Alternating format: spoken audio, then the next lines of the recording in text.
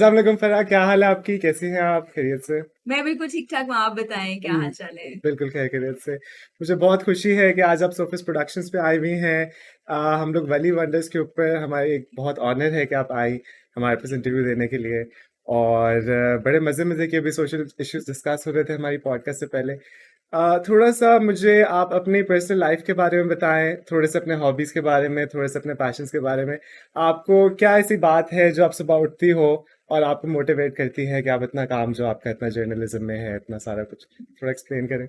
देखिए, सबसे पहले तो जब मैं उठती हूँ, मेरी आँखें खोलना, मेरा साँस लेना मुझे मोटिवेशन देता है क्योंकि ये एक मिरेकल है। आप स जब सो जाते हैं ना, तो आप डिस्कनेक्ट हो जाते हैं हुँ, ज़िंदगी से और जब आप सुबह उठते हैं, आँखें खोलते हैं, तो आपके सामने एक पूरा दिन पड़ा होता है। हुँ, लोग कहते हैं ना कि आप ज़िंदगी में एक ही बार जीते हैं। मेरा यकीन ये है कि एक बार नहीं, हर दिन जीते हैं, हर लम्हा जीते हैं, हर रोज़ जीते हैं। तो आपके पास पूरा दिन है, इतने सारे घंटे हैं, उसमें आपने जो करना है, उसको डिज़ाइन करें, उसको सोचें। हुँ, पहले घंटे में आप सोच लेते हैं कि आपको आज क्या-क्या करना है, हुँ, उसके बाद उन कामों के लिए निकल पड़ें। कल कभी नहीं आती, जो करना है आज ही करें, आज ही से शुरू करें, तो यही मेरी डेली की मोटिवेशन होती है। माशाल्लाह, माशाल्लाह। थोड़ा-सा हमारे ऑडियंस और मैं खुद भी थोड़ा-सा हम लोग पूछना चाह रहे हैं कि आपका क्या बैकग्राउंड, क्या आपका एक्सपीरियंस, कहाँ-कहाँ आपने काम किया और आपका सबसे अच्छा आपको कौन-सा शो लगता है जो आपने अभी तक किया है? बेसिकली मैंने मास्टर्स किया था पॉलिटिकल साइंस हाँ, हाँ। में पंजाब यूनिवर्सिटी से और मुझे बचपन में एक्टिंग का शौक था। तो माशाल्लाह। मुझे लगता था कि मैं एक्टिंग कर सकती हूँ, हुँ, जो कॉलेज में स्टेज प्लेज़ होते हैं, हुँ, उसमें पार्टिसिपेट किया, यूनिवर्सिटी में भी किया। लेकिन फिर समहाउ कुछ घर पे ऐसे फैमिली में ऐसे लोग थे जिन्होंने कहा ये फ़ील्ड अच्छी नहीं है, इसमें नहीं जाना चाहिए। हुँ, तो मैंने एंकरिंग शुरू कर दी, हुँ, फ्रीलांस एंकरिंग शुरू की जिसमें मुख्तलिफ जो टीवी चैनल्स थे उस वक़्त हुँ, उनके साथ काम किया। फिर जब मेरी स्टडीज़ कंप्लीट हो गई तो दुनिया न्यूज़ में ऑडिशंस चल रहे थे। उन्होंने मुझे कहा कि आ जाएँ आप प्रोग्राम होस्ट करेंगी। लेकिन उस वक़्त ट्रेनिंग सेशन चल रहा था, उन्होंने मुझे न्यूज़ एंकर्स की क्लास में हुँ, भेज दिया। वहाँ पे मैंने सीखा, अच्छा परफ़ॉर्म कर लिया, तो उन्होंने कहा जब तक हम प्रोग्राम स्टार्ट नहीं करते तो आप न्यूज़ करें। हुँ, हुँ, तो मुझे बोरिंग भी लगता था, मैंने कहा ये मेरे टाइप की चीज़ नहीं है, लेकिन जब मैंने करना शुरू किया, मेरा इंटरेस्ट डेवलप हुआ कि आप नेशनल के साथ-साथ इंटरनेशनल चीज़ों को भी देख रहे होते हैं। हुँ, तो फिर वहाँ से मेरा करियर स्टार्ट हुआ एज़ अ न्यूज़ एंकर, ये 2008 और 9 की बात। हुँ, 2008 का दिसंबर था, फिर 9 में चैनल लॉन्च हुआ। कुछ अरसे के बाद मैंने स्विच किया, फिर मैं हुँ, वीआरवाई चली गई और उसके बाद फिर समा पे मैंने कुछ अरसे काम किया। फिर मैं वापस लाहौर आई। लाहौर में मैंने सिटी फॉर टू एक चैनल है, उसके साथ मॉर्निंग शो कुछ अरसे जारी रखा। हुँ, फिर मेरी शादी हो गई, दोबारा मैं कराची चली गई। डॉन न्यूज़ के साथ मैंने काम शुरू किया, फिर न्यूज़ मुझे स्टैटिक लगने लगी। तो मैंने उससे कहा कि कुछ और चीज़ करनी चाहिए, कुछ प्रोडक्टिव होनी चाहिए, कुछ ऐसा कंट्रीब्यूशन हमारी तरफ से भी होना चाहिए सोसाइटी में कि हम अच्छा फ़ील करें जॉब के हुँ, हुँ, साथ-साथ। तो मैंने सोशल इश्यूज़ हुँ, हुँ, के लिए बात की अपने डायरेक्टर न्यूज़ हुँ, से। हुँ, ज़ाहिद भाई थे उस वक़्त, उन्होंने कहा हुँ, ठीक है, let's give it a try. वो स्टार्ट किया, बड़ा अच्छा हो गया। पहले हम वीक में 1 करते थे, फिर उसकी फ्रीक्वेंसी 2 पे आ गई, फिर 3 पे आ गई। हुँ, तो उस दौरान मैंने स्विच किया अब तक पे वहाँ भी मैं न्यूज़ और प्रोग्राम साथ-साथ करती रही। उसके बाद फिर मैंने समा जॉइन कर लिया और पिछले तकरीबन 7 साल से समा पर मैंने प्रोग्राम किया अवाम की आवाज़। तो हुँ, जो सोशल इश्यूज़ पे मैंने प्रोग्राम किया ना उसने मुझे ज़िंदगी की रियलिटीज़ के और भी ज़्यादा करीब कर हुँ, दिया। हम लोग बाज़ औक़ात छोटी-छोटी चीज़ की कंप्लेन करते हैं अपने लिए वो बहुत बड़ा इश्यू बना लेते हैं लेकिन लोगों से जब आप जाते हैं, देखते हैं उनके हालातों वाक़यात, उनकी ज़िंदगी के मसाइल, तो आपको लगता है कि आप बिला वजह का नाशुक्रापन कर रहे हैं। ये चीज़ आपकी ज़िंदगी में एग्ज़िस्ट भी नहीं करती, तो इससे मैंने बहुत कुछ सीखा। हुँ, और यही जो अवामी मसाइल हैं, इसमें मेरा काफ़ी इंटरेस्ट भी होता है क्योंकि हम खुद भी अवाम हैं, उन मसलों से गुज़रते हैं। तो मुझे ये करके ज़्यादा अच्छा लगा और फिर जब कोई मसला हल होता था, तो एक सेल्फ सैटिस्फैक्शन भी मिलती थी कि जॉब के साथ हमने कुछ कंट्रीब्यूट माशाल्लाह, माशाल्लाह। वेरी इंटरेस्टिंग पूछना मैं ये चाहूँगा कि एज़ अ वुमन आपने इतने जो काम किया है मीडिया के अंदर, तो आप क्या मोटिवेट कैसे मोटिवेट करोगे बाकी सारे जो कि यंग जनरेशन है, टीनेज लड़कियाँ हैं स्पेशली रिलेशनशिप्स के बारे में भी? और आपने देखा है कि पाकिस्तान एक थर्ड वर्ल्ड कंट्री है, यहाँ की जो इंसान की वैल्यू है वो नहीं है जो किसी अमेरिकन की वैल्यू होगी। तो एक बंदे की वैल्यू जहाँ कम है, वहाँ एक औरत की वैल्यू क्या है? औरतें बहुत ज़्यादा पिसती हैं, दबी रहती हैं, पूरी ज़िंदगी वो अपने हस्बैंड्स की सुन रही हैं, घर में काम कर रही हैं और जो उन्होंने करना है, वो उनसे कभी भी 30 साल 40 साल गुजर जाते हैं, बुढ़ापा आ जाता है, फिर भी वो नहीं वो कर पाती जो उन्होंने करना है। तो आप क्या ऐसी एडवाइस देना चाहेंगी जो भी हमारी फीमेल जनरेशन है, यंग एंड ओल्ड, कि वो कैसे अपने ड्रीम्स और पैशंस को परस्यू करें, और कैसे, जैसे आप, थोड़ा-सा मैं ये भी सुनना चाहूँगा कि कैसे आपने अपनी फैमिली लाइफ और अपनी वर्क लाइफ कैसे मैनेज की है? ये आपने बहुत अच्छी बात पूछी है कि इस सोसाइटी के अंदर रहते हुए जहाँ पर बहुत सी रिस्ट्रिक्शंस आ हुँ, जाती हैं एक औरत होने के हुँ, नाते, एक लड़की को जो कुछ फेस करना पड़ता है वो आदमियों को नहीं करना पड़ता। लेकिन दूसरी जानिब जहाँ हम कहते हैं ना मर्दों का माशरा, वहीं पर ये मर्द हमारी स्ट्रेंथ भी बनते हैं। हुँ, मैं अगर ये कहूँ कि आज मेरे वालिद ने मेरा साथ हुँ, नहीं दिया होता तो मैं कुछ ना कर पाती, हुँ, या मेरी वालिदा ने मुझे स्ट्रेंथ ना दी होती तो मैं कुछ ना कर पाती, और शादी के बाद अगर मेरे हस्बैंड ने मुझे ये इजाज़त ना दी होती कि मैं ज़िंदगी में कुछ करूँ, तो शायद मैं कुछ ना कर रही होती, हुँ, घर पे बैठी होती। मर्दों को ये समझना बहुत ज़्यादा ज़रूरी है कि जो वर्किंग वुमेन है, वो उन्हीं का कंधा बनेगी, हुँ, उनका बाजू बनेगी। बाप समहाउ बेटियों पे ट्रस्ट करते हैं, वो चाहते हैं कि उनकी बेटी आगे बढ़े, ज़िंदगी में कुछ करे, लेकिन सोसाइटी की कुछ चीज़ों से वो बाज़-औक़ात खौफ़ज़दा हो जाते हैं। हुँ, तो मुझे ये लगता है कि घर से कॉन्फिडेंस देना चाहिए, और एक बहुत भारी ज़िम्मेदारी हुँ, माँओं पर आयद होती है। हुँ, जब बेटा और बेटी स्कूल से पढ़ के वापस आते हैं, हुँ, बेटा और बेटी बैग रखते हैं, तो माँ कहती है, "जाओ बेटा पानी लेके आओ भाई को पिलाओ, हुँ, जाओ बेटा खाना गरम करके बेटे को।" हुँ, दोनों उतना ही वक़्त पढ़ाई करके आए हैं, दोनों वही चीज़ पढ़ रहे हैं, तो क्यों सिर्फ़ बेटी? एक दिन बेटी पिला रही है, अगले दिन भाई को भी कह सकती हैं, "आ जाओ बहन के लिए पानी लेके आओ, लेकर बहन आओ। के लिए खाना लेकर आओ।" हुँ, खाने का अच्छा हिस्सा बेटी के लिए निकाल के रख देना, हुँ, बेटी को कुछ और दे देना, हुँ, या कपड़े सिर्फ़ बेटी इस्त्री करे, घर के काम सिर्फ़ बेटी करे। तो घर से जो ट्रेनिंग वो देखते हैं बच्चे, वही सीखते हैं। हुँ, फिर जैसा रवैया वो अपने वालिद का अपनी वालिदा के साथ देखते हैं, फिर हुँ, वो वही सीखते हैं। हुँ, तो ये माँ-बाप को, जब बच्चे बहुत छोटे होते हैं तो वहीं से वो सिर्फ़ ऑब्ज़र्व कर रहे होते हैं, हुँ, पिक कर रहे होते हैं, फिर वो उनकी ज़िंदगी का हिस्सा बन जाते हुँ, हैं। हुँ, हमने चेंज करना है अगर, तो हमें इस लेवल पे चेंज करना होगा, फिर कुछ आगे जाने के बाद एक नई नस्ल जो तैयार होगी वो बहुत डिफरेंट होगी। और अभी भी मैं ये कहना चाहूँगी कि हमारी यंग जनरेशन बहुत बदल गई है, हुँ, बहुत समझदार है। उस एज में जब 15-16 साल के हम थे तो हमें बिल्कुल कोई समझ नहीं आती थी। कपड़े भी अम्मी की मर्ज़ी से पहनते थे, उन्होंने जो कह दिया कर लें। लेकिन आजकल के बच्चे सजेस्ट करते हैं, हुँ, गाइड करते हैं, बहुत समझदार हैं, उनको मौका दें। हुँ, सिर्फ़ डॉक्टर, इंजीनियर बना देना काफ़ी नहीं होता, या आप एंड में आप कहते हैं टीचर। वो जो करना चाहते हैं, हुँ, कॉन्फिडेंस दें, उनको उनकी लिमिट्स ज़रूर बताएँ। जब आप कॉन्फिडेंस के साथ बच्चे को लिमिट्स बताएँगे, तो वो बड़े अच्छे तरीके सोसाइटी में आगे बढ़ेगा, हुँ। अपनी और आपकी इज़्ज़त को भी लेकर चलेगा, और उस बात में फ़ख्र भी महसूस। माशाल्लाह, माशाल्लाह, that's a very good advice. और जो भी हमारे व्यूअर्स हैं, ये बातें बड़ी सॉलिड हैं जो उन्होंने की हैं। थोड़ा-सा अगर हम टॉपिक को शिफ्ट करें और मेंटल इश्यूज़ की तरफ जाएँ। मेंटल इश्यूज़ की तरफ मुझे ये लगता है कि पाकिस्तान में बहुत ज़्यादा टैबू है। लोग पहले तो यही नहीं समझते कि आपके साथ कोई मेंटल इश्यू है। आपको वो as a normal person he treat करेंगे और आपसे एक्सपेक्ट करेंगे कि आप नॉर्मल लोगों वाली हरकतें करो। तो एक तो हमारी सोसाइटी में अवेयरनेस नहीं है। दूसरा कि अगर किसी को मेंटल इश्यू है, किसी को डिप्रेशन है, किसी को एंग्ज़ायटी है, वो फिज़िकली आपको नज़र नहीं आ रहा, हुँ, वो आपके दिमाग में है। सही। और हमारे पास कोई स्केल नहीं है कि हम वेइ कर सकें कि आपको कितना डिप्रेशन है। अच्छा, अगर आपको डिप्रेशन है, तो आपको इसको कैसे सही करना है, और अगर डिप्रेशन हम देख कैसे सकते हैं कि एक बंदे के अंदर है। तो कहना मैं ये चाह रहा हूँ कि आप मेंटल इलनेस और स्पेशली पाकिस्तान के अंदर आप कैसे रिकमेंड करती हैं कि हमें लोगों को कैसे देखना चाहिए? ज़ाहिर-सी बात है, अब हमारा जो नया माशा आ रहा है, ड्रग एडिक्शन भी बहुत ज़्यादा है। और ड्रग एडिक्शन के बारे में मैं ये भी पीछे मेरे बैक ऑफ द हेड है कि ज़रूरी नहीं है कि आपको वो ड्रग ही पसंद है तो आपने अपनी पूरी ज़िंदगी ज़ाया की है। क्या पता आपके पीछे माँ-बाप के साथ मसले हों, भाई-बहन के साथ मसले हों, जिसकी वजह से आपके काम बार-बार कर रहे हो खराब।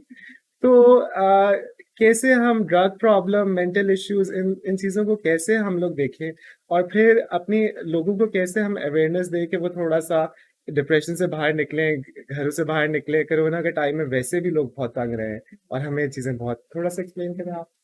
आपने बहुत ही वैलिड बातें की हुँ, हैं, हुँ। बहुत ही ये अच्छा सवाल किया है कि हम मेंटल इलनेस की बात नहीं करते हैं। हुँ, हुँ। और मेंटल इलनेस की वजूहात की तरफ मैं बाद में आती हूँ, लेकिन सबसे पहली बात ये है कि हम बात क्यों नहीं करते? हुँ, हुँ। जब हमें नज़ला होता है, हुँ, ज़ुकाम हुँ। होता है, बुखार होता है, तो हम बात करते हैं ना। घर वालों को बताते हैं कि हुँ, मेरे सर में दर्द हो हुँ, गया, मेरे जिस्म में दर्द है, मुझे जुकाम है या कोई भी प्रॉब्लम है तो हम डॉक्टर के पास जाते हुँ, हैं हुँ, और ठीक हो जाते हैं। हुँ, इसी तरह से अगर आपको अपने बिहेवियर में कोई चीज़ फ़ील हो रही है, एंग्ज़ायटी फ़ील हो रही है, आप स्ट्रेस्ड फ़ील हुँ, कर रहे हैं, आप डिप्रेस हो रहे हैं, कोई चीज़ आपको बॉदर कर रही है, हम कहते नहीं हैं। हुँ, कहते इसलिए नहीं है कि आगे से हमें सुनने को मिलेगा कि आप पागल हो गए हो। डॉक्टर के पास जाना, साइकियाट्रिस्ट या साइकोलॉजिस्ट के पास जाना एक टैबू है। हुँ, इसको हमें तोड़ना होगा, इसको बहुत नॉर्मलाइज़ करना होगा। मुझे लगता है आज के दौर में अगर हम किसी छोटे बच्चे से भी बात कर लेंगे ना, वो भी कहेगा मैं स्ट्रेस में हूँ। वो तो हम मम्मा लोगों मैं से स्ट्रेस सुनते में हैं, हूँ। स्ट्रेस में। वो हमसे सुन के ये अडॉप्ट कर लेते हैं लेकिन हम कहते नहीं हैं।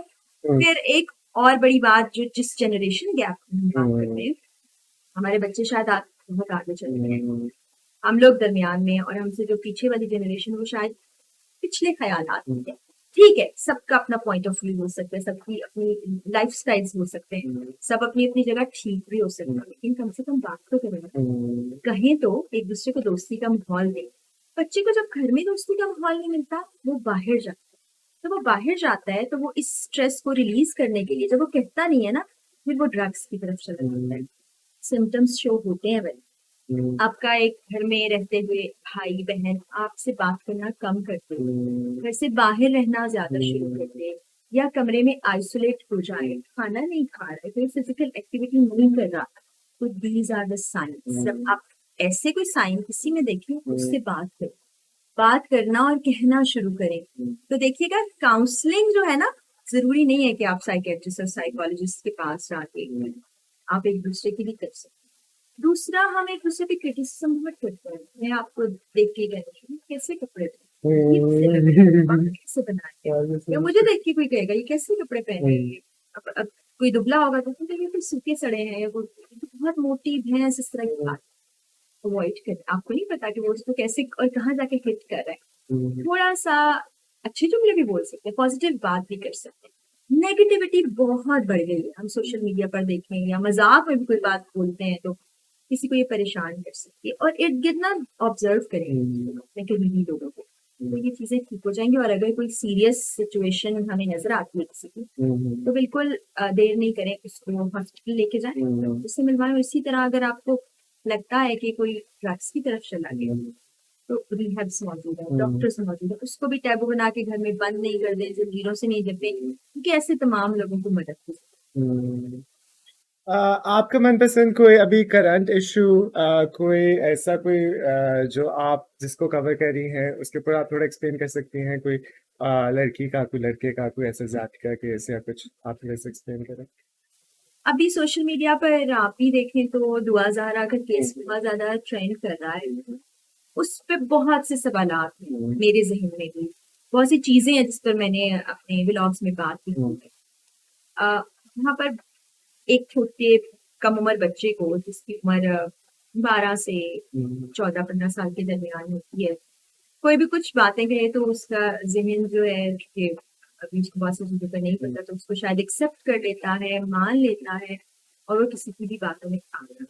लेकिन अगर उसकी अपने वालिदैन से दोस्ती होगी, हुँ, तो रहेगा हुँ, कोई बच्चा किस उम्र का, हुँ, माँ-बाप उसको समझा सकते हैं, बता सकते हैं।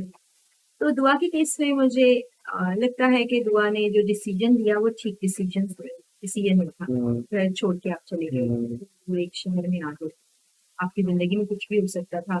फिर पेरेंट्स की तरफ से कुछ पाबंदियाँ थी, लेकिन ठीक है, हमारी सोसाइटी को देखते हुए मुझे लगता है कि पेरेंट्स जो कहीं न कहीं सख्ती कर रहे होते हैं, वो जायज़ और ठीक होती है। अ, थोड़े-से तो दोस्ताना माहौल अगर आप रखेंगे ना, तो फिर थोड़ा-सा आप व्यूअर्स के लिए एक दफ़ा कुछ लोग शायद लोगों को जिनको केस का ना पता हो, ये एक लड़की है जो गेम के अंदर रिलेशनशिप करके जी, दूसरे शहर आ गई। जी, ये पबजी गेम है एक हुँ, हुँ, हुँ। जो कि मैंने अपने भांजे को भी हुँ, खेलते हुँ, देखा है, हुँ। भाई को भी इसमें आप कम्युनिकेट कर रहे होते हैं, बात कर हुँ, रहे हुँ। होते हैं। वो टैब पे खेलती थी और वो बातचीत हुँ, करते-करते वो उनकी दोस्ती बढ़ी, फिर वो बच्ची के इंटरव्यू के बकौल कि उसने वालिदा से बात की कि वो रिश्ता लेकर आना चाहते हैं, हुँ, वालिदा नहीं मानी, टैब ले लिया। हुँ, उसके बाद उसने इंतहाई कदम उठाया, वो लाहौर आ गई कराची से हुँ, इतना लंबा सफ़र करके, हुँ, फिर इस लड़के से कॉन्टैक्ट किया, फिर उन्होंने निकाह हुँ, कर लिया। हुँ, हालाँकि उनकी उम्रों के लिहाज़ से भी हुँ, वो छोटे हैं हुँ, और अभी उस पर भी मज़ीद इन्वेस्टिगेशन होना बाकी है कि जो उम्र वो बताते हैं या वालिदैन बताते हैं उसमें से हुँ, क्या ठीक है। हुँ, लेकिन इसको ग्लोरीफाई करना इस उन बच्चों को हीरो बना के पेश करना हुँ, बिल्कुल ठीक नहीं है, क्योंकि इस उम्र के बहुत से बच्चे उसको किस तरह से लेंगे, हुँ, हो हुँ, सकता है वो उसको एज़ इंस्पिरेशन ले लें, हुँ, हुँ। तो ये ठीक नहीं। बात तो आपने बहुत सही की है। स्पेशली गेमिंग के अंदर अच्छा आप क्या बिलीव करती हैं कि ऑनलाइन रिलेशनशिप हो सकता है, लॉन्ग डिस्टेंस रिलेशनशिप हो सकता है? काफ़ी हमने ऐसे केसेस सुने हैं कि पाकिस्तानी लड़का है और बाहर कोई औरत है या लड़की है, उसके साथ फेसबुक पे चक्कर चला है, वो पाकिस्तान आ गई है और काफ़ी दफ़ा हमने ज़्यादतियों के भी केसेस सुने हैं। काफ़ी दफ़ा ऐसे है कि पाकिस्तान से भी लोग बाहर चले जाते हैं क्योंकि ऑनलाइन रिलेशनशिप्स तो थोड़ा-सा एक्सप्लेन करें कुछ जो कि हम डॉक्यूमेंट्री से देखते हैं वेस्टर्न मीडिया की, वो कहते हैं कि बहुत ज़्यादा इनेबल कर दिया है कि पहले लोगों को अपने लव पार्टनर नहीं मिल सकता था इतने आराम से, मगर सोशल मीडिया ने आपके इंटरेस्ट, आपकी हॉबीज़ और ये सारा कुछ रखते हुए आपको वही लोग दिखाते हैं, चाहे वो दुनिया के दूसरे कोने में हो। और वो जब आप लोग बात करना शुरू करते हैं, इंटरैक्ट करना शुरू होते हैं, आपके दिमाग पहले से ही थोड़े मैच कर रहे होते हैं। थोड़ा-सा भी एक्सप्लेन करें, ये जो ट्रेंड चल रहा है ऑनलाइन देखिए अब दुनिया जो है ना एक फ़ोन में सिमट के आ गई। किसी हुँ, वक़्त हम पुरानी मूवीज़ अगर देखते तो हम देखते थे कि एक स्क्रीन पे एक शख्स हुँ, है, दूसरी तरफ से वो बात कर रहे हैं तो हमें कैसा लगता था कि ये कभी हुँ, हो पाएगा। हुँ, लेकिन आज की दुनिया में ये हो रहा है, हम वीडियो कॉल हुँ, करते हैं, कनेक्ट कर लेते हैं। हुँ, देखिए अगर 2 ज़हन एक-दूसरे को समझ रहे हैं और उनको लग रहा है कि इससे बात करना अच्छा और वो इसको रिश्ते में बदलना चाहते हुँ, हैं जायज़ रिश्ते में हुँ, बदलना चाहते हैं, उसमें हर्ज नहीं है। लेकिन एक कीबोर्ड पे बैठा हुआ शख्स कौन है, उसकी हुँ, दूसरी तरफ कौन है, ये हम जज नहीं कर सकते। हुँ, या उसके लिए फिर एक सर्टेन एज का होना, आपको दुनिया के बारे में नॉलेज होना, समझना वो बड़ा ज़रूरी है। हुँ, हर चीज़ के नेगेटिव पहलू भी होते हैं, पॉज़िटिव भी होते हैं। इसमें आपने पॉज़िटिव भी देखा कि बहुत से लोग आए जो पाकिस्तान से बाहर चले गए या वहाँ से कुछ लोग आ गए, शादियाँ भी हो गईं, बड़ा हेल्दी रिलेशनशिप रहा, साथ भी रहे। हुँ, लेकिन वहीं हम देखते हैं कि इसमें माफियाज़ भी, गैंग्स भी, फिर ह्यूमन ट्रैफिकिंग के लिए भी ये चीज़ यूज़ हुँ, होती है। इस पे जज करना बड़ा मुश्किल हो जाता है कि कौन सही है या कौन हुँ, गलत है। ये बड़ी ट्रिकी चीज़ है। इसको आप हुँ, कंप्लीटली पॉज़िटिव भी नहीं कह सकते, कंप्लीटली नेगेटिव भी नहीं कह सकते। हुँ। मैंने डेफ़िनेटली ऐसे केसेस देखे हैं कि लड़कों ने प्रिटेंड किया कि उनके पास बहुत बड़े बंगले हैं और गाड़ियाँ हैं और बाहर से कोई लड़की आ गई है, फिर उसने देखा है कुछ भी नहीं है यहाँ तो पाकिस्तान में।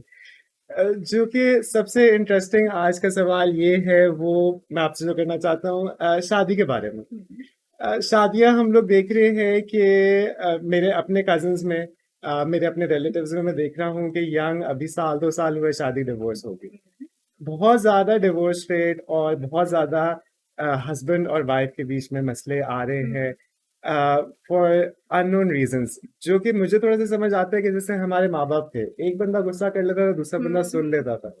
थोड़ा-सा सब्र था, थोड़ी-सी पेशेंस थी। अब क्योंकि हमारी जनरेशन में हमारे से बच्चों के अंदर इतना कॉन्फिडेंस आ गया है और हमारे पास इतनी ऑप्शंस हैं कि आज मैं इसको छोड़ूँगा, कल मुझे वो मिल जाएगा, उसको छोड़ूँगा, वो मिल जाएगा। तो फिर वो टॉलरेंस नहीं, वो एक रिलेशनशिप नहीं, वो ये नहीं कि हम लोगों ने इकट्ठे पूरी ज़िंदगी गुज़ारनी है और बहुत ज़्यादा डिवोर्सेज़ हो रही है। थोड़ा-सा आप रिलेशनशिप के ऊपर गाइड करिए, कैसे हम लोग आपस में इंटरैक्ट करना चाहिए? Husband wife specially. देखिए, शादी जो है ना वो कोई खेल नहीं है जैसे कि आपने कहा कि हमारे जैसे वालिदैन उन्होंने बर्दाश्त किया, हाँ, सब्र किया, ये कमिटमेंट है। हाँ, जब आप हाँ। किसी शख्स से कमिटमेंट करते हैं तो ये नहीं होता कि छोटी-सी बात पर आप कहें कि चलो जी, तुम उधर मैं इधर, ऐसा नहीं होता। हाँ, हाँ, हाँ। 2 डिफरेंट लोग हैं, हाँ, हाँ। आपको ये समझना है कि जिससे आप शादी कर रहे हैं वो कंप्लीटली आपके जैसा नहीं है हुँ, और आप भी उसके जैसे नहीं हैं। हुँ, हुँ, हमें डिफरेंस को अंडरस्टैंड हुँ, करना है। जब हम एक-दूसरे को 2 मुख्तलिफ इंडिविजुअल्स के तौर पर समझ लेंगे हुँ, और अच्छाइयों और बुराइयों के साथ एक्सेप्ट करेंगे, हुँ, तो मसले नहीं होंगे। हुँ, दूसरा, अगर किसी की कोई चीज़ आपको बुरी लग गई है, हुँ, ज़रूरी नहीं है उसी वक़्त आप शाउट करना शुरू कर दें, हुँ, लड़ना शुरू कर दें। थोड़ा-सा सब्र कर लें, उससे बात करें, हुँ, डिस्कस करें, हुँ, हुँ, चीज़ों को रिज़ॉल्व किया जा सकता है। हुँ, गुस्से में जब आप बात करेंगे और दूसरा शख्स भी गुस्से में आ जाएगा, काम वहाँ खराब होगा। हुँ, फिर शादी का जो पहला साल है ना हुँ, हुँ, वो बड़ा मुश्किल सा होता है क्योंकि एक हुँ, लड़की घर छोड़ के आई होती है, लड़के को अपनी फ्रीडम पे कॉम्प्रोमाइज़ करना पड़ता है, अपनी स्पेस में एक और इंसान आ गया और जो लड़की आई है वो तो सब कुछ छोड़ के आई है, हुँ, तो वो कहीं कहीं आपको बड़े बुरे भी लगने लग जाते हैं कि ये इसकी वजह से ये किया तो इसने ये नहीं किया ये। लेकिन थोड़ा-सा बर्दाश्त, हौसला, हुँ, सब्र करें। पहला साल गुज़र जाएगा, चीज़ें बहुत स्मूथ हो जाएँगी हुँ, और तीसरे साल में तो बड़ा अच्छा हुँ, एक-दूसरे की आदत हो जाती है, समझ जाते हैं हुँ, एक-दूसरे को, तो एक-दूसरे को थोड़ा वक़्त दें, हुँ, कमिटमेंट समझ के करें, फिर हुँ, फ़ौरन शादी नहीं करें। हुँ, हुँ, समझने की कोशिश करें एक-दूसरे को। मैं ये नहीं कह रही कि आप बहुत ही घूमना-फिरना शुरू कर दें या हुँ, बहुत ज़्यादा बातें हुँ, शुरू कर दें, उससे भी आपकी हुँ, शादी का चार्म खत्म हो जाता है। लेकिन बनावट नहीं लाएँ, जैसे आप हैं वो एक-दूसरे को बताएँ, घरवालों के दरमियान आएँ, बैठें, मिलें, समझें एक-दूसरे को थोड़ी देर के लिए, फिर शादी की तरफ जाएँ और जो कमिटमेंट करें अनलेस अंटिल कोई बहुत बड़ी चीज़ नहीं हो सकती कि आप ऐसे पॉइंट पे पहुँचते हैं कि आप साथ नहीं रह पाते। तो एक-दूसरे के साथ निभाएँ। बहुत golden advice million dollar advice कि हम लोग सबको बहुत ज़रूरी है कि अंडरस्टैंडिंग, थोड़ी-सी स्पेस और ऊपर से कि एक कॉन्फिडेंस कि यार मैंने इस बंदे के साथ पूरी अपनी लाइफ़ स्पेंड करनी है। ये बहुत इम्पोर्टेंट चीज़ें हैं, क्योंकि हम लोग किसी भी बंदे को छोटी-सी बात पे फॉर ग्रांटेड ले लेते हैं और ऐसे अगर आप एक बंदे को छोड़ दोगे, तो क्या पता जो अगला बंदा मिल रहा है वो उससे भी बुरा हो। उसको आप उससे भी छोटी बात पे छोड़ दो। तो थोड़ा-सा कंपैशन, टॉलरेंस मुझे लगता है बिल्ड करना बहुत ज़रूरी है। थोड़ा-सा महँगाई के बारे में, थोड़ा-सा आपसे पूछना चाह रहा हूँ क्योंकि बहुत ही क्रिटिकल सवाल है। काफ़ी चीज़ें अगर आप मैं पिछले 1-2 महीने की बात करूँ पाकिस्तान की, बिल्कुल। तो रिलिजन, पॉलिटिक्स, इकोनॉमिक्स सारा कुछ मर्ज हो रहा है और हमें समझ नहीं आ रहा कि महँगाई किस तरफ जा रही है। शायद आपको या मुझे रोज़ के खाने का मसला नहीं है, मगर एक बंदा जो पहले ₹30,000 कमा रहा था, अब उसको 210 का पेट्रोल हो गया, वो 300 का करे, आटा इतना महँगा हो गया, बिजली इतनी महँगी हो गई, वो कहाँ जाएगा? और क क्या उस बंदे की गलती है कि वो कम पैसे कमा रहा है? या ये कोई अमेरिका की गलती है? ये क्या हो रहा है हमारे साथ? थोड़ा एक्सप्लेन तो करें? ये हमारी स्टेट और हमारे पॉलिटिशियंस की भी गलतियां हैं जिनको हम सब अवाम भुगत रहे हैं। आपने बिल्कुल ठीक कहा है कि वो हम शायद कैसे भी करके गुजारा कर लें। हुँ, हमें भी महंगाई जो है परेशान करती है हुँ, क्योंकि हमारी इनकम भी वही है जो आज से कोई 10-12 हुँ, साल पहले थी और महंगाई आप सोचिए कहाँ हुँ, पहुंच गई।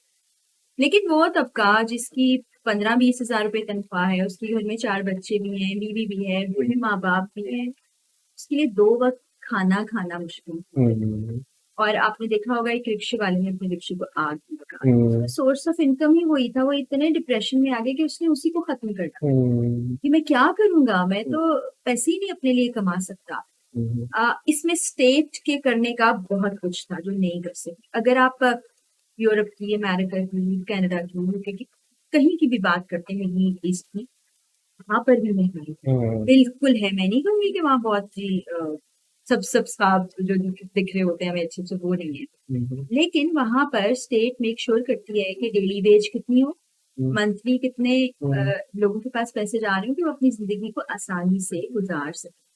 यहाँ पर इस चीज़ के ऊपर काम नहीं किया गया, यहाँ पर सियासत बराए सियासत की जाती हुँ, है, सियासत बराए फलाह नहीं की हुँ, ना ही की जा सकती। तो हुँ, मैं ये सारे सियासतदानों से बड़ी डिसअपॉइंटेड हूँ। हुँ, जो एक हुकूमत आती है, उसके बाद जो आती है वो पहले वाली से भी बुरी होती हुँ, है और ये तो हम बदतरीन दौर से गुज़र रहे हैं हम। हुँ, ये जो नारा लगा के आए थे पीडीएम वाले कि महँगाई मुकाओ मार्च किया इन्होंने हुँ, कि हम महँगाई खत्म करेंगे, जो इनका बयानिया था ये उसी में ही फेल हो गए। तो ये अल्लाह ताला रहम भी करे और हमारे मुल्क के हालात भी बेहतर करे लेकिन ये इस वक़्त हम बहुत फेस से हुँ, हुँ, हुँ। और इंशाल्लाह आगे आने वाला टाइम आपको बेहतर लग रहा है। मैं अभी कुछ नहीं कह सकती कुछ नहीं कर क्योंकि अ, मैंने जितने साल देखा है जब से मैं 2009 से ऑनवर्ड्स न्यूज़ इंडस्ट्री में तो मैंने हमेशा देखा कि एक ही जुमला मुल्क नाजुक दौर से गुजर रहा है, महँगाई बढ़ गई है, माशी हालात खराब हो गए हैं, हुँ, इंटरनेशनल सिनेरियो पे हमारे साथ बहुत से मसले हो गए। आज भी वही बात है, बस चेहरे बदलते रहते हैं और चेहरे भी वही घूम-घूम के दोबारा आ जाते हैं और मसाइल की तरफ चलते रहते कंटिन्यूइंग विद द पॉइंट महँगाई हमारे पास है बहुत ज़्यादा, मगर थोड़ा-सा मैं इंडिया के अंदर जो रीसेंट इश्यू हुआ है, जो कि आई डोंट थिंक कि मैं इतना वो बुरी बात है कि मैं बोलते हुए भी हैं। गुस्ताख़ रसूल हमारे नबी की और अल्लाह की जो है, तो ये बीजेपी हिंदुत्व जो आइडियोलॉजी है, ये कहाँ जा रही है? और हमने देखा है कि यूएई और एक और मुल्क ने इंडिया को जो है एक्सपोर्ट्स इम्पोर्ट सारे कुछ बंद कर दिया है। क्या हमारे मतलब कि कैसे हम इस सारी चीज़ को टैकल कर सकते हैं और स्पेशली इस्लामोफ़ोबिया मुसलमानों को बुरा कहना, मुसलमानों के खिलाफ कोई ऐसी हरकत करना कि पूरे मुसलमानों में आग लग जाए। तो ये इनको क्या ज़रूरत है इन द फर्स्ट प्लेस? और अगर इन लोगों ने कर लिया है तो उनको रोक कैसे सकते हैं हम लोग? और ये तो इनका हमेशा से वतीरा रहेगा, खास तौर पे मोदी की गवर्नमेंट में हम्म पिछली बार भी थी, अभी भी थी, ये इस तरह की चीजें करते थे, मुसलमानों के साथ इनका रवैया खराब था। अब तो जिस तरह से जैसे हर प्लेटफॉर्म पे आके इन्होंने नाउजुबिल्लाह हमारे प्यारे नबी मोहम्मद सल्लल्लाहु अलैहि वसल्लम के सारे नबी स्थापित किए, हमारे लिए तो काबिल कबूल नहीं है। जितनी मजम्मत करें, जितना इस पे हम आवाज उठाएं, वो कम है। फिर ये स्टेट की जिम्मेदारी बनती है कि वो इंटरनेशनल फोरम्स के ऊपर आवाज उठाएं कि हमारे दिलों के बहुत करीब है, हम नबी पाक सल्लल्लाहु अलैहि वसल्लम की उम्मत है, हम उनके लिए इतनी सी चीज बर्दाश्त नहीं कर सकते, फिर इन चीजों को रोकना चाहिए। लेकिन आप देखें कि जो वहाँ पे आवाज उठाने इंडिया के हम लोग उनके साथ खूब ये बेस बना के कि उसके वालिद ने सारे प्रोटेस्ट जो है वो उसके मास्टरमाइंड टीम को प्लान किया था, उसका 20 साल पुराना घर है उसकी मंच पर। इसी तरह जिस तरह से वो मारपीट कर रहे हैं, जिस तरह से गिरफ्तार कर रहे हैं, जो कुछ हो रहा है आज से नहीं हो रहा। और मुझे ये खुशकिस्मती लगती है कि आज हम उन लोगों के साथ नहीं रह रहे। और जो लोग बात करते हैं ना कि हम क्यों अलग हो गए, तो अब उनको समझ आ रहा होगा हम क्यों अलग हो गए। कौम परस्त होना एक अलग बात है, लेकिन दूसरे मज़ाहिब से नफरत करना एक हमारे यहाँ भी हिंदू मज़हब के लोग होते हैं, हमारे यहाँ क्रिश्चियन भी होते हैं, हमारे यहाँ बुद्ध मत के लोग होते हैं, सिख बड़ी तादाद में होते हैं। आप अपनी माइनॉरिटी के साथ अच्छा सलूक करें, यही हर मज़हब सिखाता है, हर मज़हब सिखाता है। लेकिन ये तो इंसानियत के दर्जे से भी नीचे गिर गए हैं। इसका वाहिद हल ये है कि इंटरनेशनल फोरम्स के ऊपर इस बात को उठाया जाए, रियासत जितने भी इस्लामी ममालिक हैं वो इकट्ठा हो जाए और इसके खिलाफ आवाज उठाएं, तब जाके ये मसला हल होगा। लेकिन अगर हर मुल्क अपनी 1.5 इंच की मस्जिद बना के बैठा रहेगा और बहुत पावरफुल कंट्रीज जो है वो इस पर आवाज नहीं उठाएंगे, तो इस एक दो जगह आवाज उठेगी और इसका ही लीडिंग क्वेश्चन है कि सिर्फ मुसलमानों के साथ नहीं हम ये देख रहे हैं, हम सिखों के साथ भी ये देख रहे हैं। अभी हमने जैसे देखा बहुत एक famous singer, artist, musician Sidhu Moosewala, rap star, पूरी दुनिया में उसका यूके, यूरोप, हर जगह पूरी बहुत मेजर रिकग्निशन। और उसको लगता ऐसे है कि किसी हिंदू ने मजहब के चक्कर में मारे। लगता ऐसे है कि शाहरुख खान के बेटे को 2-3 महीने, इतने बड़े सेलिब्रिटी के बेटे को आप कैसे जेल में रख सकते हो किसी भी केस में? तो लग ये रहा है कि हिंदू सबसे टॉप पे है पिरामिड के, और फिर नीचे मुसलमान, सिख, बाकी सारे। तो ये क्या आप कुछ पॉजिटिव मैसेज देना चाह रही हैं कि जो सिख बिरादरी है, स्पेशली जो खालिस्तान की मूवमेंट चल रही है, जो मुसलमानों के साथ हो रहा है, क्या कैसे ये हम लोग इसको फ्यूचर में देखते हैं? देखिए हिंदू मज़हब के अंदर खुद भी अगर आप देखें तो ब्राह्मण, शूद्र, खत्री, शूद्र, उन्होंने तो अपने ही इसके अंदर कैटेगराइज कर दिया है। हालांकि इंसान को आप कैटेगराइज नहीं कर सकते, जैसे मजहब के अंदर आप ये मिलकर आ सकते हैं, तो बाकी मजाहिब के लिए क्या करते हैं। मैं इंतहा पसंद लोगों की बात करूँ, वहाँ पे ऐसे हिंदू भी हैं जो मुसलमानों के हक में भी बात करते हैं, सिख बिरादरी भी मुसलमानों का साथ होती है, एक दूसरे का साथ होती है। लेकिन ये जो जमात है बीजेपी, ये तो है ही इंतहा पसंद लोग। दूसरी बार उसको मोदी को चुन के आप फिर आपको वो इसी किस्म की चीजें करेगा। तो मेरी इंडिया में रहने वालों से भी यही गुजारिश है कि देखें, ज्यादती किसी के साथ भी हो, गलत किसी के साथ भी हो, वो गलत है। आप इंसान को इंसान समझे, मजहब की तरफ तो आप बात में आए, इंसानियत ही सबसे बड़ी। जो वो मुझे नाम भूल गया, गांधी यही कहा करते थे, इतने बड़े नाम कहते हैं। हर मजहब ये कहता है कि इंसानियत से बढ़ के कुछ नहीं है, तो आपको कैसे कर सकते। इसमें आप देखिए ना कि वहां पे रहने वाले सिख भी अलहदा मुल्क का मुतालबा कर रहे हैं, मुसलमान भी वहां पर ना खुश हैं, इसी तरह दूसरी माइनॉरिटीज के साथ भी यही सलूक करते हैं। तो इंडिया का ये जो ऐसा चेहरा आ रहा है दुनिया के सामने, मैं इस पर भी हैरान हूँ कि पाकिस्तान में अगर छोटी सी चीज होती है तो अमेरिका उसको कंडेम करने आ रहा है, दीगर मगरबी ममालिक उसको कंडेम करने आ रहे हैं। अब इतनी बड़ी ज्यादतियां हो रही है, इतने साल से जो कश्मीर में हो रहा है, उस पर ये सबब आ क्यों क्यों? तो कहीं ना कहीं रुकवाइस के आधार के नाम पर बाहर वालों के जहन में नहीं सकते।